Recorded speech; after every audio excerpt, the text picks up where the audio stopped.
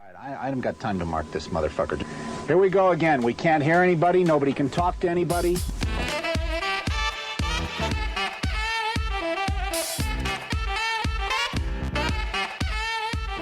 You guessed it, Pressure Points with your two favorite hosts.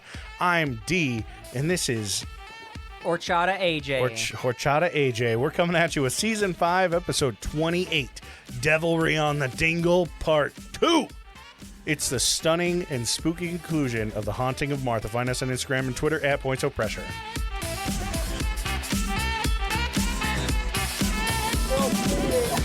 Well, turn the fucking thing off, you dumbass.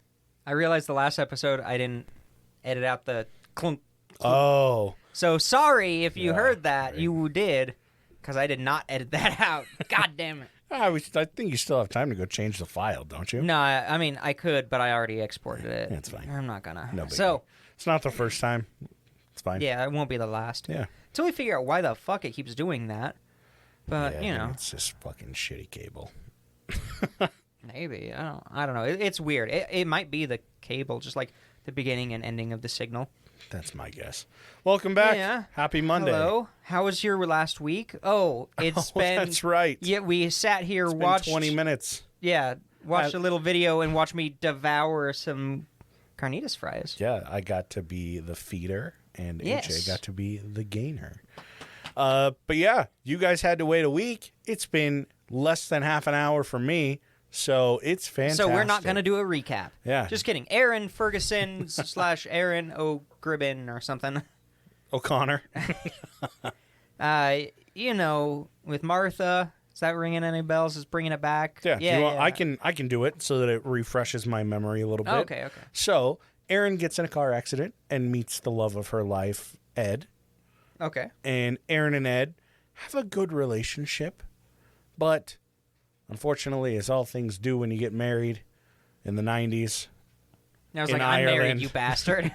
In Ireland, they get married, and she finds out that You get Shanghaied. mother-in-law lives in the front fucking room and is bedridden. So Erin has a crisis of I can't think of the word, but Identity.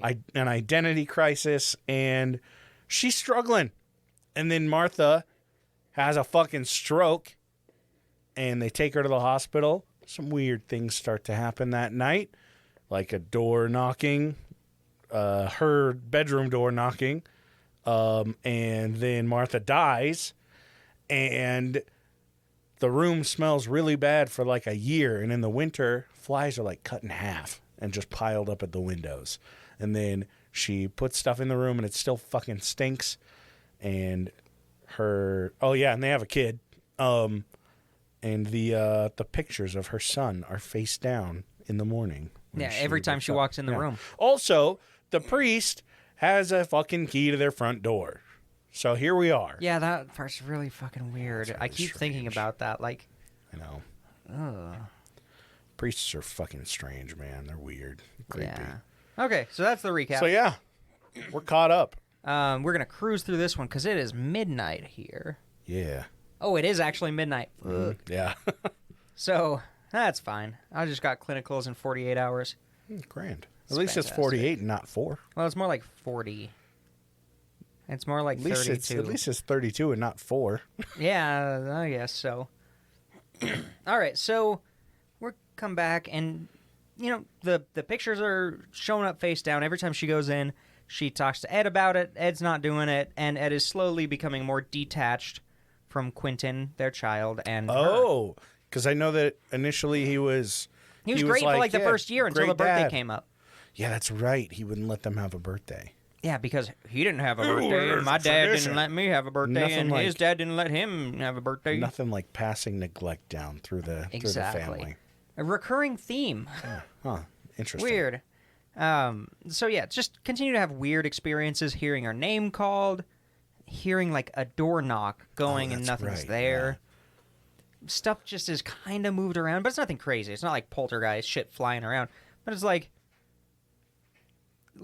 indiscernibly, like if I moved my drink coaster 2 inches. Also, I know that we aren't really in anything crazy yet, but there's a bit of a trigger warning this episode. Yeah. We discussed talking about before, forgot about it. So if No, you're I didn't already forget into the about it. I was going to episode- do it before. Oh, okay. Okay, before cool. I wasn't the sure if you content. wanted to do it at the start of the episode. I mean, it's a or good right warning. before. If But yeah, you're sensitive to certain terrible, horrible topics, I will warn you before I start talking about the worst of it. Okay, cool.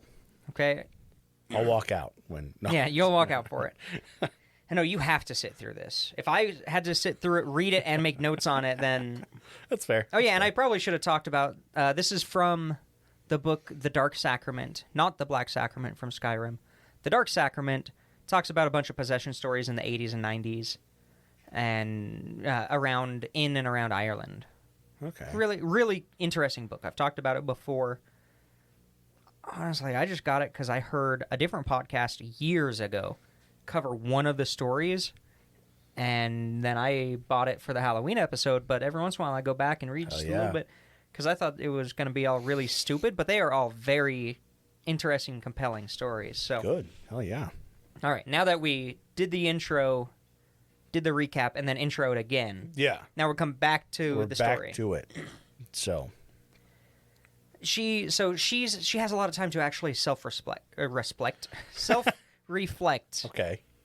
and she's thinking back to the funeral, thinking about what she knows about Ed and his siblings. And his weird fucking family. Weird family, and he's like, I think they all hate each other. Like, his brothers are kind of in the... So Ed is a contractor. His brothers are plasterers. Okay. No idea what the fuck his sister does. Oh, I didn't even... But they're weird. Yeah. So I know they just wanted to get through the funeral. Yeah, they were like not sad at all. I mean, how could you really be all that sad when Martha's dead? Yeah, That's about like fucking Martha. That's a celebration. Stupid bitch. This is when you break out the margaritas. Yeah, right? And she basically was like, well, obviously, knowing Martha, their parents were terrible, and knowing that he didn't get none of them got birthdays growing up. Okay, they come from shitty parents. Like, that explains Yeah. how weird and fucked up they are. Okay, that makes sense. So we kind of, life just kind of goes on. Quentin's being raised. Ed starts coaching a football youth team. That's Irish football. Yeah. Footy. No. Footy. And he starts co-coaching it with Father Lyons. Oh, God. Uh-oh. It was like Tuesdays and Thursdays or something. Father Lyons would drive up in his, I think he had a Mercedes. Probably. It's funded by the church. Yeah. Pick up Ed, and then they go coach, and then come back. And I don't know what kind of football. I don't know if it was closer to like a rugby or if it was like maybe. soccer football. I don't fucking know. Pretty sure soccer football. But basically, whenever she would call him when he was coaching, he would always like pick up, blah blah blah, and then there would be like a kid would start fucking crying, like and it was like, fuck, they keep getting hurt. They're idiots. Like they're just dumb kids. They keep getting hurt. So I'll call you back. Whatever. He's just beating the shit out of all He's of like, them. oh, my bitch of a wife is calling, beating the shit. Oh, sorry. Fucking just as an strangling excuse. some kid. Just You're an gonna excuse run to not talk for to my 90 wife. fucking minutes. So help me God. Yeah. And yeah, as I was mentioning, he completely lost interest in Quentin at this point. Like, Damn. completely. His siblings didn't even acknowledge that they had a nephew. What? Yeah, Really? like they never brought him gifts when they came around to the house. Like, it was just kind of like, oh yeah, that's a thing. Oh, yeah, the kid. Yeah. And, this was slowly and over time, and she kind of normalized it. Like so many women do with red flags in relationships. Yeah. They just, it's not that's that just bad. how he Oh, is. they can Yeah. change. Oh, that's just how he is. Oh, that's normal. Whatever. Don't do that. Yeah, not at all. If he sucks and he's a piece of shit, leave him. Please, there are better people out there. So one day, kind of trigger warning, not really. Nothing happens. It's just scary. Okay. Okay, one day she hears voices coming from Martha's room, which is the sitting room. She's like, oh, that's fucking weird. Nobody goes in there unless we have guests. Yeah. Because it doesn't stink as bad anymore. Oh, okay. Well, that's a plus. And she's like, okay, that's weird. So she goes in and she found Dan, which was Ed's brother, in there with Quentin. And Quentin is sitting on the windowsill where all those flies used to be. Yeah. and Dan is trying to unbutton his shirt. Oh. And she goes ballistic, as you would, rightfully so. Yeah. Says, get the fuck out of here. Like, you're not ever going to see this kid again. Yeah. If you come around here, I'm going to call the police. Go unalive yourself. Like, Yeah, get the fuck out. yeah, and she's like, oh my God. She was shook up. Like, horribly, as you would be. Like, now, obviously, that's horrific. Yeah. And let's see. Another time. This was another weird event. Nothing really happened for a while. Just every once in a while, the weird voices or a knock or nothing crazy.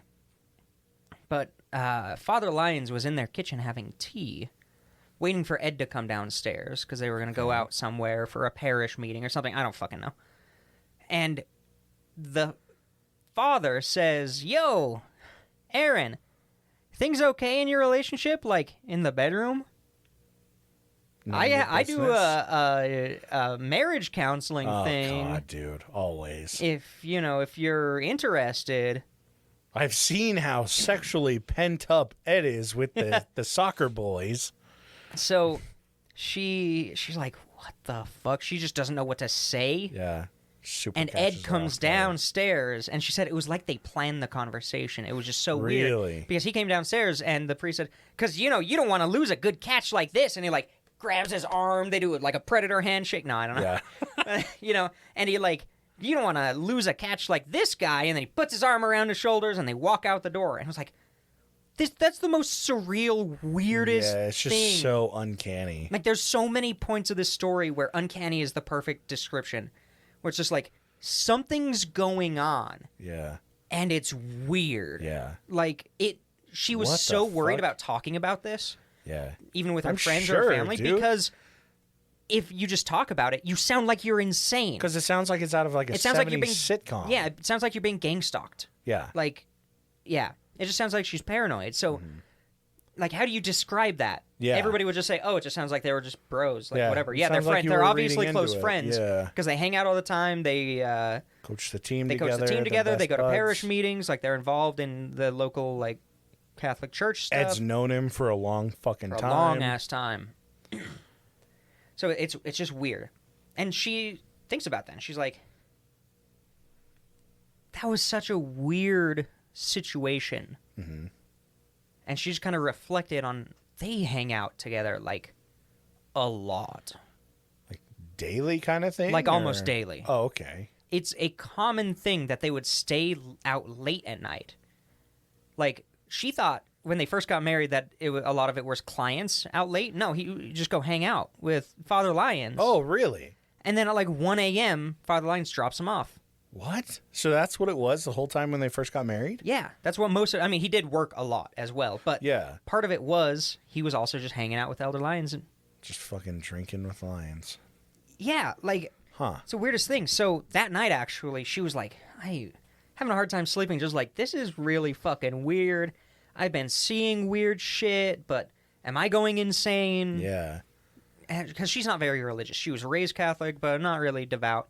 So a lot of this is just like, I must be going insane. Like, something's going on. And, that night she heard the car pull up, the door open, and she's like, okay, something weird's going on. So she goes into Quentin's room, which is across the hall where the car is, and she looks out the window at the car. Yeah. And she's like, okay, yeah, that's Father Lyons' car, no problem. Ed gets out, closes the door, gets his stuff, Kisses him goodbye. and then Lyons gets out. And she saw them, and I quote, passionately embracing. Yeah, he does kiss him goodbye. I knew it. And she loses it. Oh, I'm sure, dude. She's like, okay, my husband's been cheating on me with the local priest. Yeah, with the... Like oh, that. my God. With the priest who has a key to my house. Yeah. Who's been spending time with Martha. Jesus Like- Christ. Who has been, like, do they even coach the soccer team? Yeah, that's a good point. Like, these parish meetings are just meetings to Oof. pair ass. Yeah. It works. Yeah, It was close. something. Sorry. It was worth a shot. I'm off my A game. So she freaks out. Yeah. She locks her door. Naturally. Her bedroom door, where Ed sleeps as well. and just ignores Ed as he tries to get into the room. He doesn't have a key. The next morning, Ed confronts her and says, "What the fuck? You locked me out of my bedroom. Like, what's going on?" And did you go sleep with Father Parrish down in Martha's room? Father Lyons. Yeah, Father Lyons. Sorry, I don't know why I'm thinking at the parish rooms. Yeah, Jesus Christ. So, and she says it. She fucking good for her. Yeah. She stands up and said, "I saw you when you got out of the car. Good. I saw what happened. You want to talk to me about that? Yeah. Like, let's do it." And he said, "Fucking discuss this." And he said, "Oh yeah, I thought you knew. We've been lovers for years." Just totally nonchalant. What? Yeah. "I only married you because Lyons suggested I marry a woman to keep the gossip down. Because people were starting gossip that we spend a lot of time together. I thought you knew about this. What are you talking about?" "Yeah, I only married you and knocked you up as a cover for my actual relationship." What? Yeah. And it Totally furthers, nonchalant. the thing is, it furthers the paranoia. You can't tell someone about that and be like, and he was so nonchalant about it. They'd be like, no, like the whole thing is just so the whole thing is just like so unbelievable with, like you said, how uncanny it all is. Like, Yeah. it's just like you can't vent to someone about this without them being like, "Bro, come on, that's not what he said." And Yeah. even if you explain and say it is, they're like, "You're kind of losing it." Or like, they get more worried about you rather than the situation that you're in and how you can get it's out. like, yeah, maybe did they tell you and you just forgot and blocked it out or whatever? Like, man, what the fuck? like everything has been set up to pre-gaslight Aaron from talking to anybody else. It's the craziest situations. Wild. Thank God Martha's dead. Yeah, thank God Martha's dead. Hang on to that, because that's the only ray of positivity for a hot minute. I'm sure. Okay. So he just kind of says, Yeah. Oh, that is what it is. and he just kind of said, "Yeah, we're lovers." And here's the trigger warning. Huge. It gets, if you think it's dark, it gets dark. Like, worse than Albert Fish dark. Oh, what? It's really bad, okay? So, you're probably good for the end of the episode. And everybody lived happily ever after. Yeah. Okay, I will tell you, in the end, Aaron and Quentin are fine. Oh. If you want to end it here, please do. Yeah. Big old It's trigger dark. warning on the way. All right, that's been enough time. So basically, she's sitting there, like, shocked. And it pops into her head. She's like... Okay, so this is the 90s. Yeah. So there's been a lot of misinformation about people being gay, not being, appropriate around children. Shit like that was out as an idea. It's obviously not true. If you're gay, you're not a pedophile automatically. Like, that's ridiculous. But this is the 90s. And they're in This is a very pre-Pride. Catholic area. This is a Catholic area. So she immediately thinks, "You've been coaching those kids, and every time I call you, they're kids crying on the other line. Like, what the fuck are you doing with them?" Yeah. And he doesn't respond to that, and he just says, he basically grabs her and brings her to Martha's room, and he loses it. He snaps. The fuck? Out of nowhere, and he just says, "Me and my siblings were raped in this bedroom by my father every day for as long as I can remember. God. And then they made us rape each other. Jesus. And when my father died, it was the best day of my life. And then, to make money, Martha would bring over some gentleman callers to then rape her children. What? For money. That was his entire childhood and all of his siblings' childhood. So even after his dad died, his mom was still enabling the abuse. And she was getting money for it because she never worked. Fuck? But So they paid that's off why the house. That's why the father had a key. I don't know why the father had a key. That's what I would assume. The father is had a that key. The father had free roam. The father was only 46. Oh yeah, that's Yeah. right. No, father had full room because he's the lover. Yeah. Before Aaron had to show up. Jesus. She is purely, she walked into a real bad situation. She You drove her don't car into a say. really bad situation. Yeah. Yeah, so then it gets worse. He becomes an adult. He moves. He can't really move away from the situation. He's kind of, that abuse is so horrible. Like he's still caring for his mother. Yeah. The lady he's who still whored taking- himself yeah. out. Yeah, and he started to take revenge by assaulting children Oh man. in the football team, in the church parish, with Father Lyons. What? Yeah, they were both doing it. Jesus. And it's implied heavily that all of his siblings were too. Obviously, because Dan was already trying to mess with Quentin. That's true. And she's obviously, like, what would you even say in that situation? You're faced with just this Yeah. out of nowhere, like, Literally 2 hours ago, she was living a different life. yeah. And she freaks out. She says, but what about Quentin? And he says, nothing. Nothing with that kid. The kid's fine. He's like, Nothing. he's ugly. He's good. not my type. And he storms off. Jesus. And it's October 2003 now. So this is early 2000s, I should say. And he storms off. Quentin just below the age of 6, and she drives away. She picks up Quentin and just drives. Yeah. 250 miles away to her mother's God house. damn. She gets out. She says, that's what you would do. Like, there's no other Yeah, for real. way that you do that you do anything else. So she drives away. She drives away from the Dingle Peninsula, Thank God. Fuck that peninsula. and she gets she goes to her mother.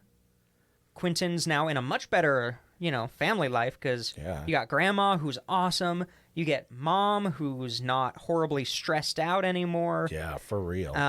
She's able to work part-time. She gets both of them therapy. Oh, good. Like, she's mother of the year. She fucking does it. Yeah. She just goes, says, and there's a whole couple of pages where she's just talking about how being a mother changed exactly what she was going to do. And, like, before, if she wasn't, she would have just ran away, but never would have dealt with it. Yeah. But because she had a kid and she needed to be there for Quentin, she did everything that she could. Like, Yeah. he got his first just friend because Oh. there were no kids really in the rural area. And any of the kids didn't want to fucking come hang out with Quentin because Old diddly dad. Yeah, diddly dad is there. Jesus. And it was great. He went to school. He started going to school. Yeah, he got friends. She meets new friends and reconnects with some old ones, and things are going well. And because of that kind of much better situation that Quentin's in, he starts to talk about some of his experiences before. Just that he wasn't raped, thank goodness, but he was definitely sexually assaulted. Like, they tried to get away with it, but Aaron was always there. Yeah. Aaron was always basically cock blocking them. Yeah. Good. Fuck them. Yeah, fuck them. So she's worried, because that's still going to do some damage. 100%. And, just on an off chance, she, went to visit a friend who lives on the coast. An old friend. She reconnects with him. She's a child psychologist. Doesn't understand where they're from, what's happening. Just heard, oh, she's no longer with her husband. And she falls in love with the coast. So they move out there. Yeah. Friend becomes their next door neighbor. Her kid becomes her kid's best friend. And she's a child psychologist, so she kind of gets the story and says, okay, Aaron, this is what you need to look out for. Oh, Like, this is what to look out for. If you see this, come to me. It's basically home counseling all the time if you need it. Yeah. Best situation. Like, I'm so happy. Such a great situation. Most for of her. the stories in this book end with people killing themselves. Yeah. So, this was such a surprise. Like, this was the last story in the book, so they had to finish it on something decent. Even with how terrible, God damn. horrible all of this was. Like, the world that just fell apart in a day. Yeah. And then it made sense. Literally overnight. And we're not even talking about the paranormal stuff that was happening. Yeah, I was going to say, I'm still confused on all the weird paranormal shit.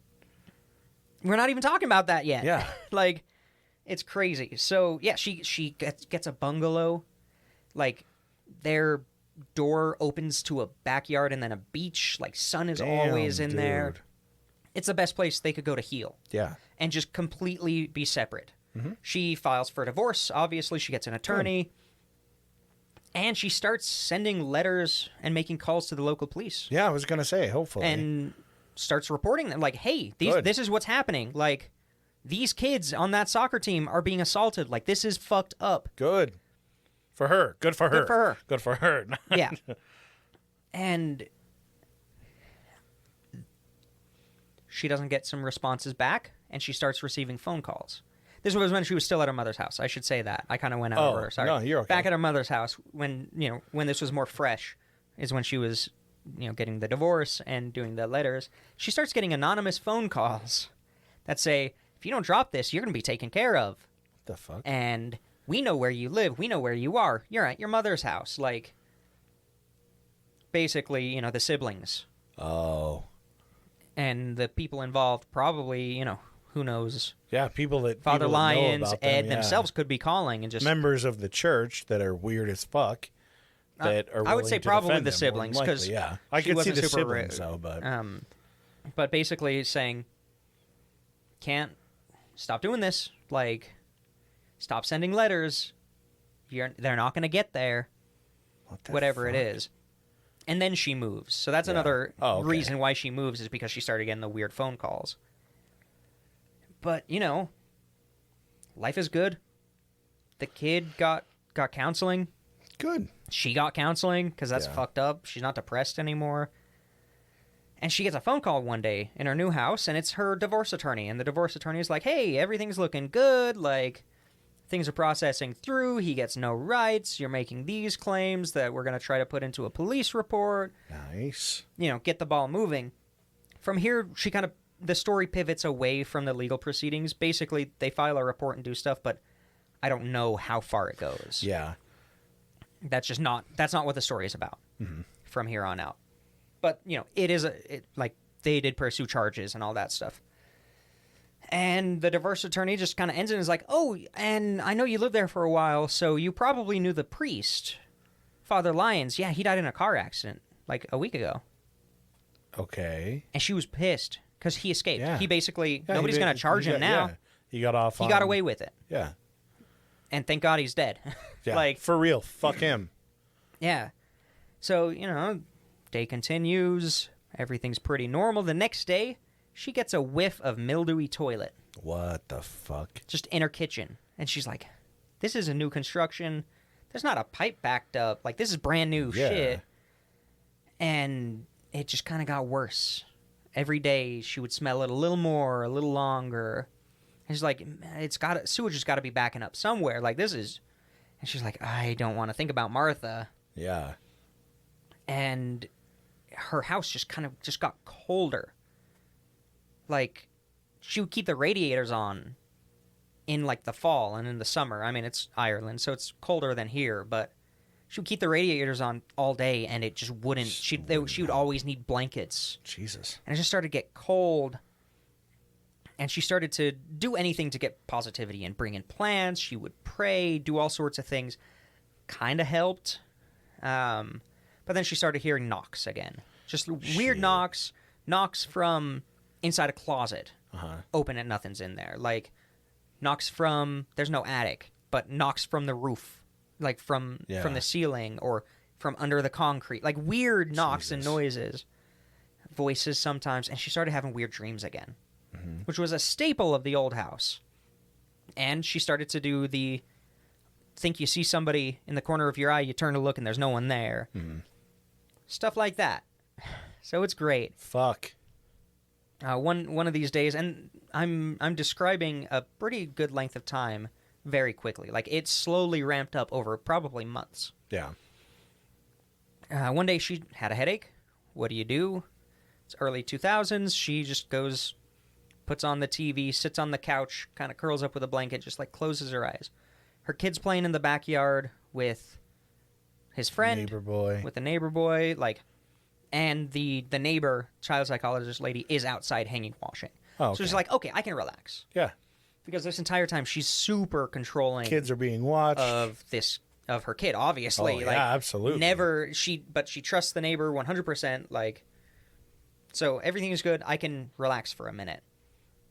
So she's sitting down, and on their entertainment center, you know, where you put like DVDs or VHSs or whatever, they would put toy puzzles for Quentin to just play with. Yeah. So he came in, he opened that up, he grabbed a puzzle, closed it, set it down on the coffee table, sat down on the couch next to her.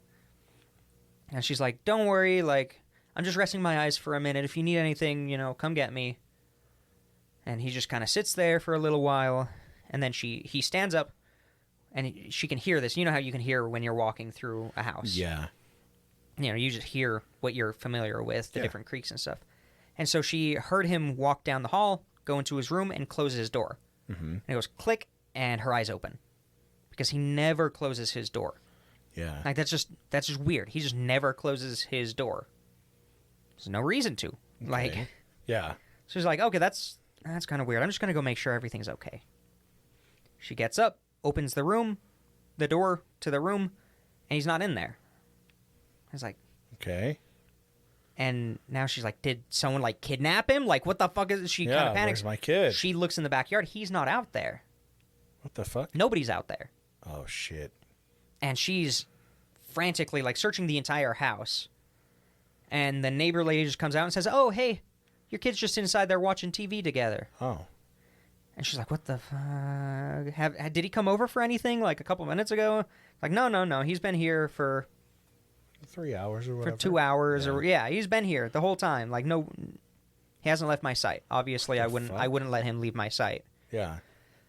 And she's like, okay. He comes home later, and she asks him, did you come over, like, when you were playing? And he said, no. No, I didn't do that.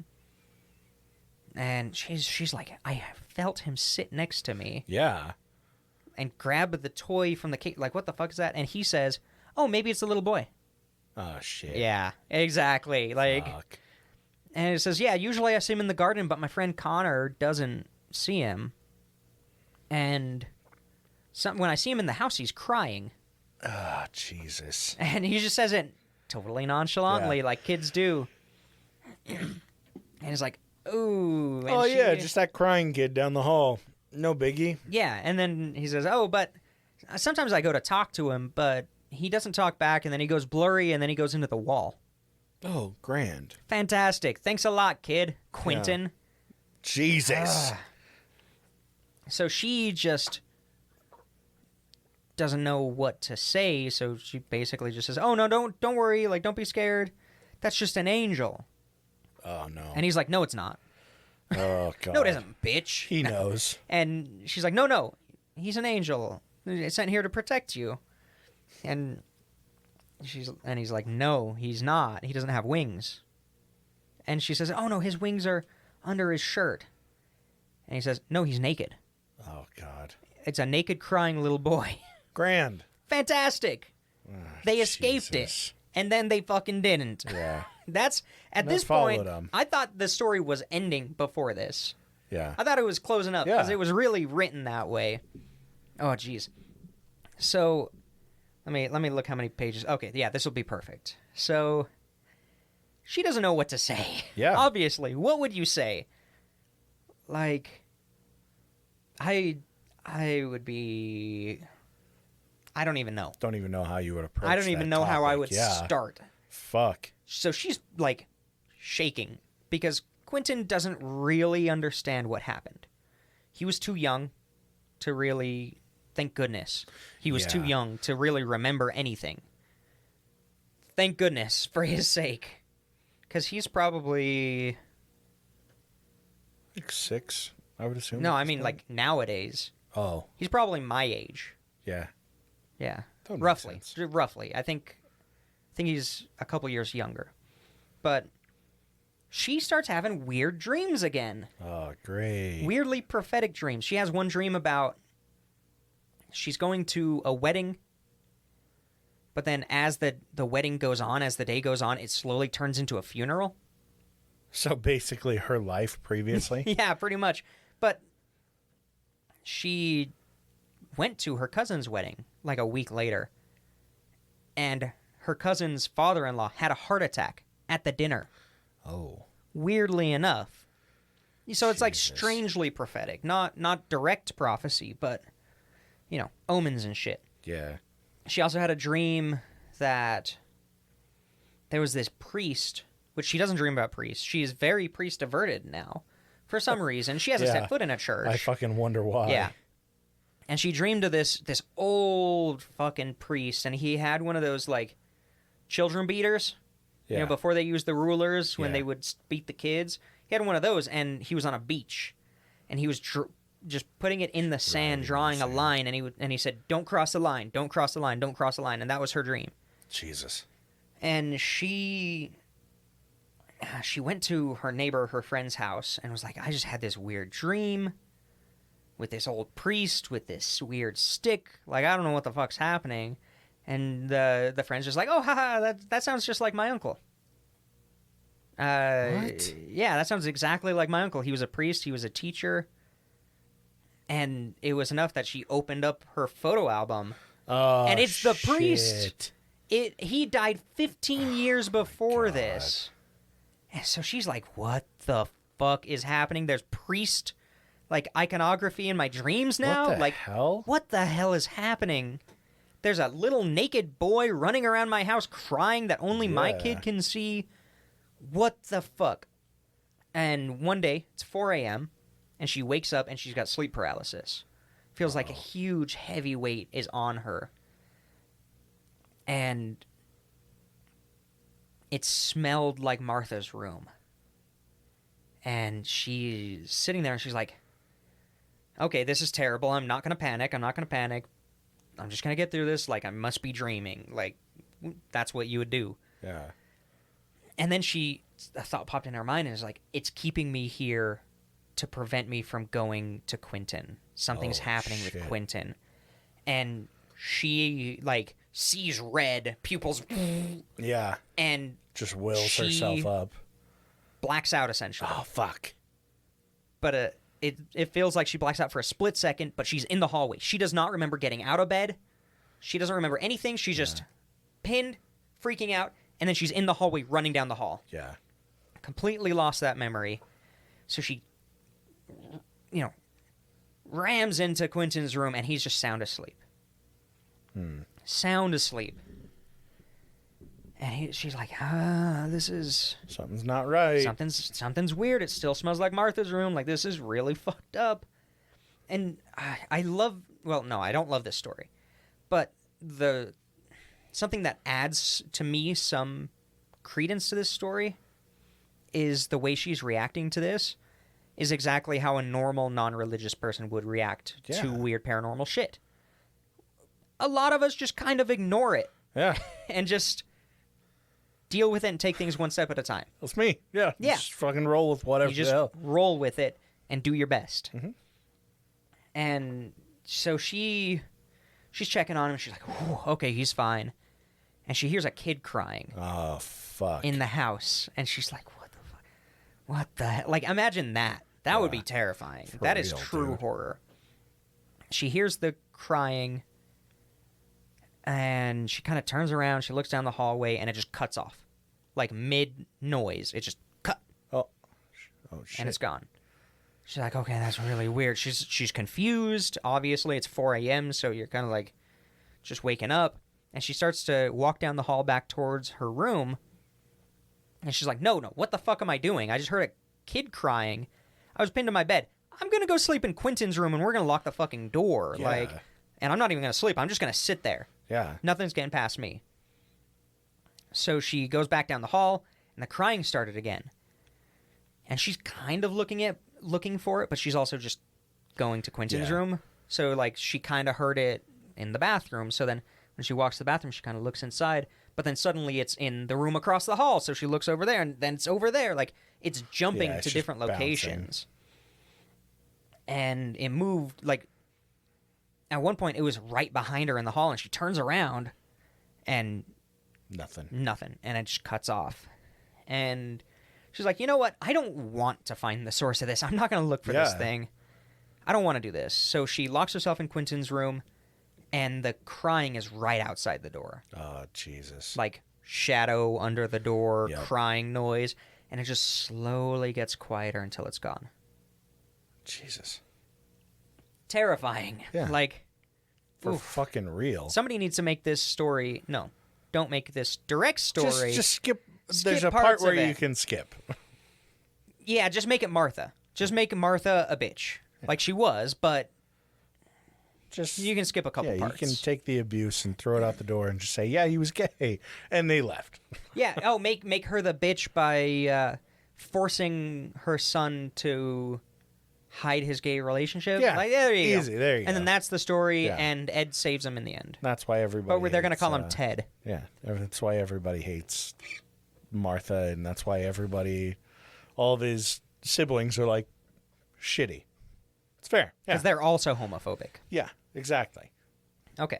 And they're all worried that Quentin is also gay, and so that's why they don't like him either. Yeah, There perfect. we go. Easy. And that's why there's not... Oh, and Yeah. they all get... their plane crashes Yeah. I after like a family reunion, I so they like just this. die early. Yeah, this is great. Dude, we can make this, like, some of the haunting shit into a story. Some of this is terrifying. Ow. God, I'm that not going made to me remember to jump. cut all these out. I'll remember them. It's notifications. Sorry. We have notifications on your iPad? What's your problem? It's just like weird shit that'll pop up. I need to turn them all off. Please do. Fuck off.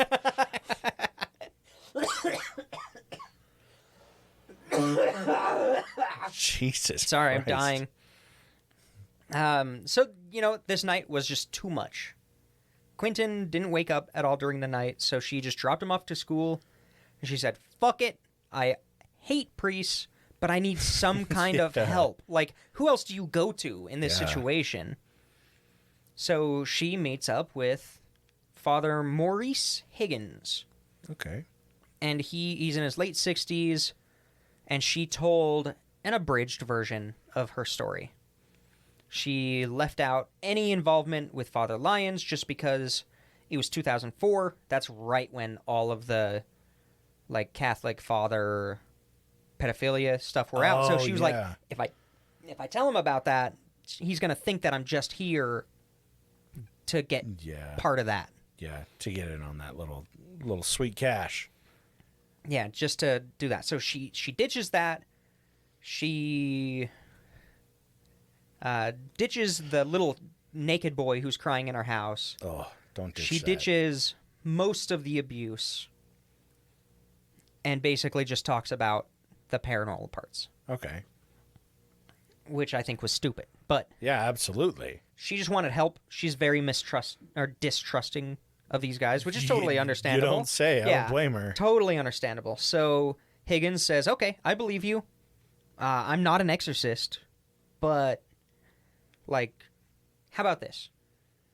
You guys don't go to church. You guys don't want to go to church. You are uncomfortable with this. That's totally fine. I understand that. It's not for everybody. Weirdly understanding priest. But he says, and she also said, I don't want anybody to know. And he's like, of course. I totally get that. So tonight, I'm going to come to your house and just perform a mass for you and your kid. Oh, this will go well. I'm just going to do a little mass. This will work. Quentin was worried when he heard a priest was coming to his house. Yeah. Understandably. And she was like, no, this guy's good. This guy's nice. I'll be here with you the whole time. Took some time, but Quentin eventually warmed up to Higgins because he's just like a grandpa. Yeah. And they go through, they do the mass. He blesses the house, does all the holy water. And everything kind of goes off without a hitch. The house just feels better immediately. Good. And on the way out, he kind of says, it's kind of weird that you don't have any religious icons like the Virgin Mary or Jesus or any paintings or pictures or anything like that. And he says, well, you can call in my house anytime. This is where my house is. I have a housekeeper. I'll leave a picture, a painting of the Virgin Mary for you, so you can just come pick it up anytime. Don't even worry. I don't even need to be there. Yeah. But please just come get it because it's going to keep him away. Okay. And then he leaves. He doesn't say who him is. Oh, shit. But he kind of picks up on the fact Yeah. that there's that child there. He saw something. Yeah. But he didn't talk about it. He didn't want to talk about it. Yeah. Because I also think he didn't think that she knew about it. Yeah. About the boy. That's fair. That's kind of what I'm picking up. So I'm like, based on the okay. fact that she didn't really, she kept a lot of kept it things away. out. He's like, I don't want to scare her too much. And she's like, Yeah, I don't want to tell this lady yeah. who doesn't know that there's a naked little boy running around crying. Yeah. Oh, but she knows. But she knows. So that's why she's like, okay, I will. I'll Yeah. put up this picture. And things felt really good for about 10 days, Okay. as it normally does. And, you know, it's kind of getting into winter.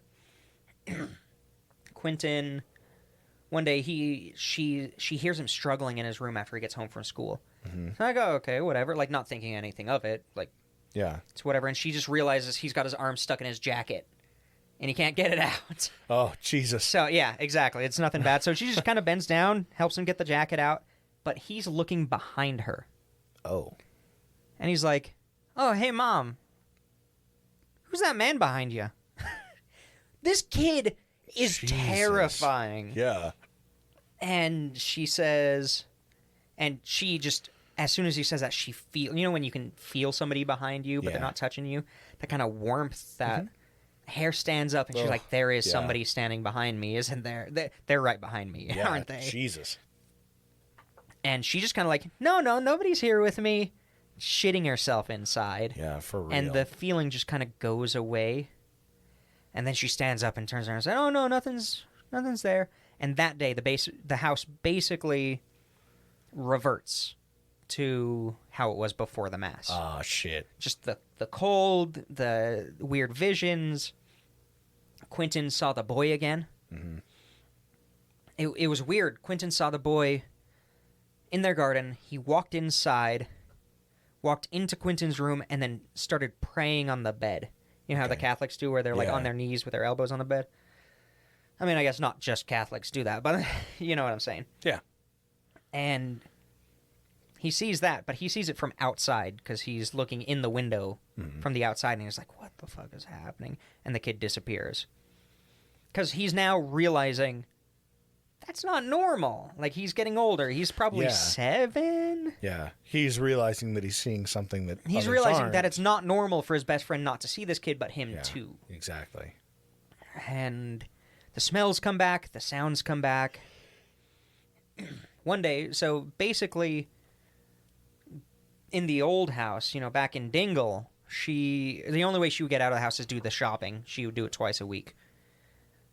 Here, obviously, things are much better. Like, she's basically able to work a part-time job, pay for a house, and raise a child. Nice.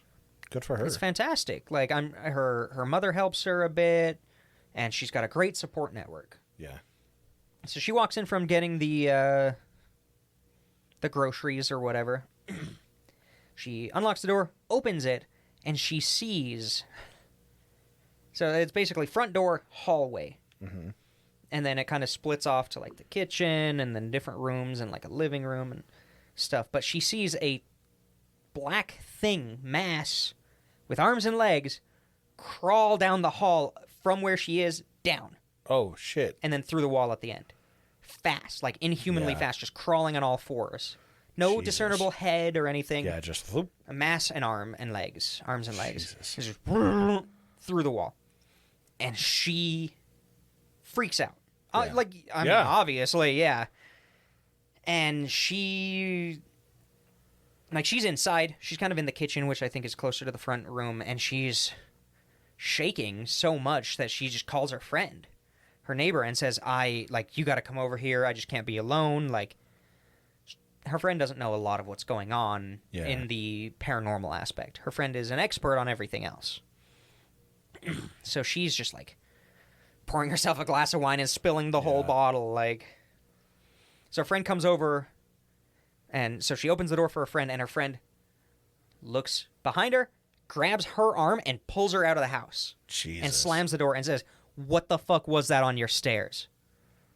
I just saw a black thing on your stairs. Fuck What the fuck that, was dude. that?" And she kind of comes clean with the paranormal stuff. Yeah.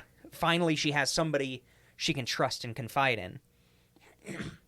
And she basically shits herself. They stay overnight at the neighbor's house that day. Yeah. Just that day? Just that Jesus. day, right? She's ballsy. So she goes back to Higgins basically that night and says, it's back and it's worse, like... Yeah. And that does seem to be it's not a rule, but It's just common. as these things ramp up, as it gets worse, you don't start with black mass figures that run on all fours down your hallway. Yeah. You start with smaller things, noises, things in the corner of your eye, sensations, weird dreams. But when it ramps up like that and it gets that energy, shit's fucked. Like, that's really bad. So Higgins refers her to Ignatius McCarthy. Hell yeah. The best name. He Hell yeah. is an exorcist. Okay. He's a, older priest. And so this book is set up into sections. And each section is a different priest who has performed the exorcism in the story. So, like, it's 2 or 3 from each father in the book. So this is his last one. Oh, okay. So I've read some of his before. He's okay. He's not my favorite one. My favorite one's the one from the Halloween episode. But he's smart enough to separate and understand that not everybody believes it and not everybody has to believe it. Yeah. Because there are a lot of people who are like, a lot of the priests who are like, you have to have faith or it's not going to work. No, he's like, have He's faith like, in whatever doesn't you give a need to have fuck. faith in. But the power that I have is going to work It's gonna anyway do because it. I have the faith, whatever it Yeah. is. And this dude's, he's done a lot of shit in his day, back in his day. Because, it's not, especially in the early 2000s, it's not like there are a ton of exorcists around. The Catholic Church basically doesn't even acknowledge their own exorcists. Yeah. Especially because a couple people died during a couple of those exorcists by not actual exorcists. Like, Yeah. and there's a lot of people can't tell the difference between something paranormal and something mental because most of it also deals with mental health. Yeah. And that's I do like this guy because he is willing to totally acknowledge willing to both. acknowledge that someone who is possessed may be schizophrenic. But that doesn't necessarily mean that they don't have a spirit attachment of Yeah. some sort. That's fair. He can say and see the difference in they could just be schizophrenic. They could just have a spirit attachment. It could be both. Either way, we need to treat them well and, do what you can to help them. Like, Yeah. And I do like that about this guy. So, Ignatius McCarthy comes to town, exorcist style, Yeah. out of the fucking taxi. No. So he shows up and she goes to him and says everything. Every ounce of the story from Yeah. beginning to end. Everything. And he says, shit's fucked, bro. Not really. He's like, okay, He's like, oof. let's go to the house. And he Yeah. goes to the house. And I cut out a huge whole monologue about faith and forgiveness and all this bullshit. Cut all that out. So don't worry about it. But McCarthy goes to the home and basically tries to exorcise the home. Uh-huh. It takes him like 3 hours. He's here. Jesus. It's the middle of the night. And he's doing a little bit of mass. He's doing some weird Latin. And he's basically saying that little boy is the soul of Father Lyons. That's kind of what I figured. That's Father Lyons, and he's being bolstered by whatever was on Martha. Yeah. Like, it's feeding into itself, and it's getting Jesus. worse and worse and worse. And, like, that's who I think it is. So he's going through, he's doing the, holy oil, the holy water. He's doing the speaking. He does something weird that I've never seen or read a Catholic priest do, but when he's praying, or he prays, but then he also just looks up and speaks in Latin like he's talking directly to his God. Jesus. Like, this dude's a little wacko, but it's cool. Like, Yeah. he has his own style. It's a little funky. And you know what? I like that. You put a little stank on it, Yeah. boom, it works because it's that intention. Mm-hmm. So he's doing his shit, and they're kind of wrapping up, and her and the kid are kneeling kind of in the front room, and he's got the oil which Catholics use. Mormons use oil too, don't they? Yeah. Yeah, they do. Olive oil. Yeah. Extra virgin. Not on my watch. No way. And he does the anointing in oil, and he does the same thing the kid did in the room before. He looks behind them like, what the fuck is that thing? Fuck is that? And he just doesn't say anything. The kid's kind of got his eyes closed, so the kid doesn't worry.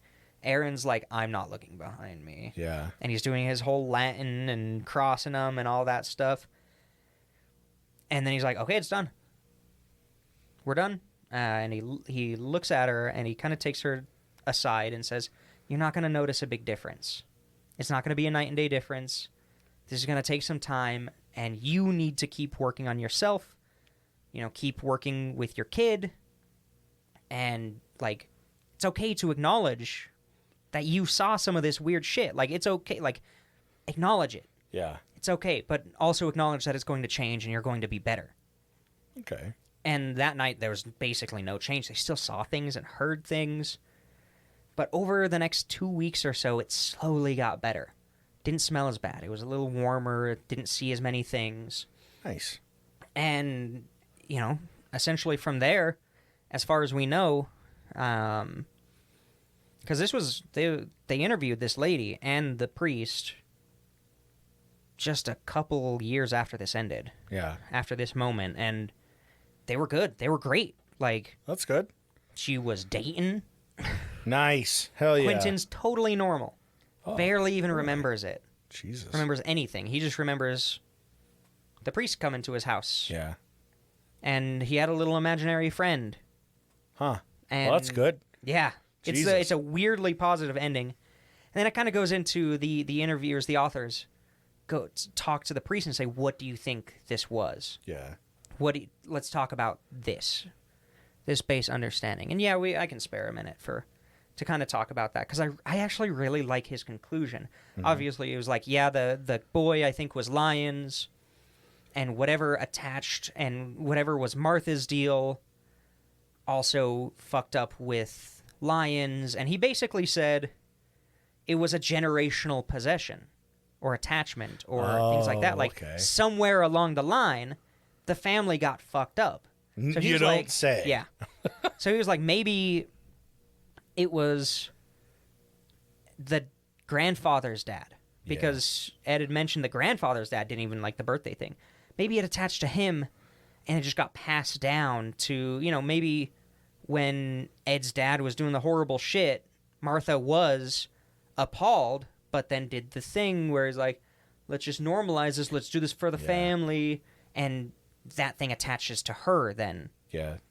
And then it went on to the when children. He died, she still had that fucking evil on her. She still had it on her, yeah. And it kind of carried And it passed through. to the kids, and it passed to their partners, and it was trying to pass to Aaron. To Quentin. Yeah. And then trying to attach to Quentin, yeah. Because, I mean, it had been quiet for a long time, it seems like, until Quentin was born. Huh. Because if you think about it, the last time there were kids in that house is when Ed was a kid. Yeah, it's true. So as soon when Quentin came about, shit started getting really fucked. Like, it woke it back up. Yeah. Damn. And it, fucked up. Spooky. Totally fucked up. And that generational, I haven't come across a generational possession type story, but it makes sense. Like, even if it's not a paranormal thing, if you have something like fucked that up kind of trauma and moves poison, from people, yeah. You have generational trauma. That poison that you create moves on through your kids. It's true. So whether it was paranormal or not, I mean, obviously, if we're taking this story at face value, like, there was a paranormal aspect to it, but there was also that trauma. A very traumatic aspect to it as well. Extremely. Yeah, so... Damn. So it was just an interesting way, because I've never heard somebody actually make the connection of, yes, there was mental illness. Yes, it was obviously genetic, but yes, there was also something paranormal going on that may feed off that maybe that and the mental health, like, feed into each other. That's fair. And, fucked up. But they got out. It's one of the rare stories in this book. Jesus, yeah. I think the one that we did for the Halloween special, she ended up killing herself after escaping it for, like, 5 years or something. Damn, dude. So yeah, I mean, it's crazy. they're still alive. The names are all anonymous. Yeah. And they're not specific on where they end up living, and obviously, but they're still alive, like, Damn, dude. as far as we know. Yeah. I mean, that was probably 2007. Yeah. Right around there. 2005, 2007. Yeah, right in there. Damn, dude. Not bad. Whack. A happy ending to a very spooky happy ending. story. And I didn't derail you. It's a good story. I couldn't. Yeah, it was. I couldn't cut in with the It's not jokes. bad. It was a spooky one. I mean, it's also really hard to joke about some of the content. yeah, this is very true. But yeah. We should probably end it good on a story. positive note, just so that.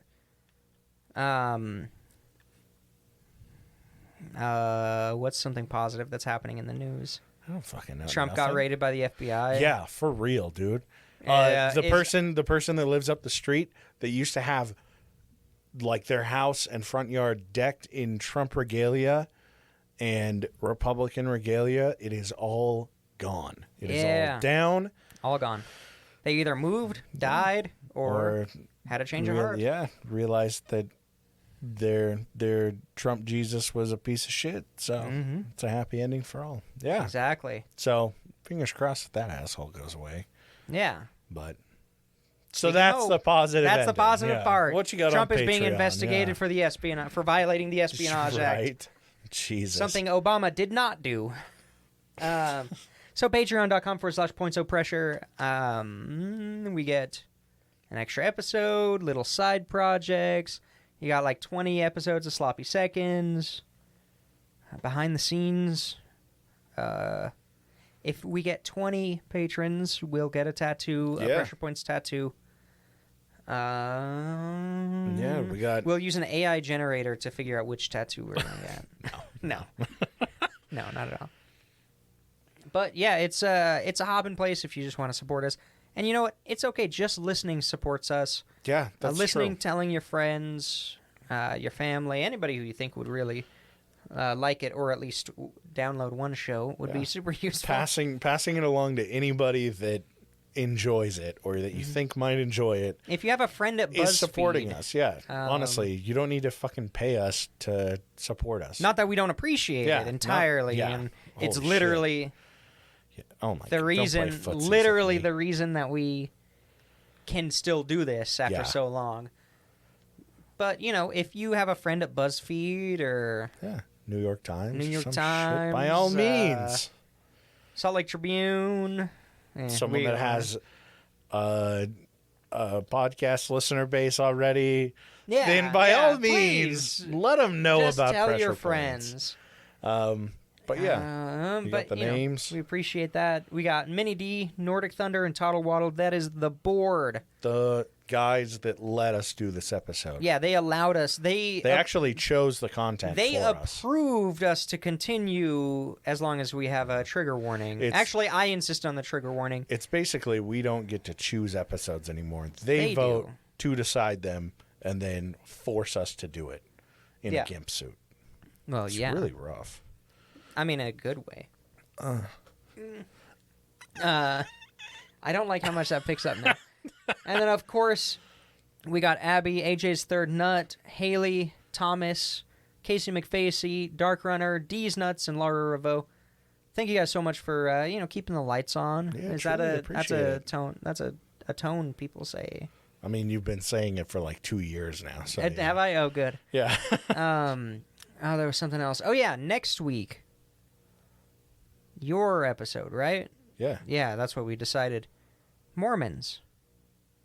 Yeah. Real or fake? Yeah. Mormon Do aliens. they exist? Alien Mormons from outer space. From Mars. Planet 9. Mormon aliens from Mars. Yeah, I've got a 2-parter coming up, so strap in and get ready for that. And as usual, if you have any show ideas, TV, movies, books, music, I don't care if you want to talk to somebody at all, by all means, reach out to us on Instagram or Twitter @PointsOPressure, and we'll catch you guys next Monday.